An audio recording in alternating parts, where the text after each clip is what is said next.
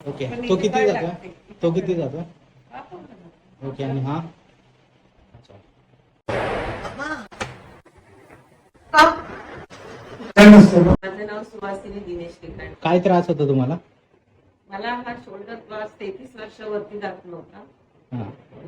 खेचला हवेत एकदम खूप असा वरती म्हणजे एवढाच जात होता. आज माझं ट्रीटमेंटला मी आले तर आज माझा हात एवढा होतोय पहिल्याच सेटिंग मध्ये. किती पर्सेंटेज तुम्हाला फरक वाटतो त्याच्यामध्ये? एक 95% मला आज बरं वाटलेलं आहे. ओके. म्हणजे मी ज्या टेन्शन मध्ये होती दोन तीन दिवस जास्तच पेन होत होतं.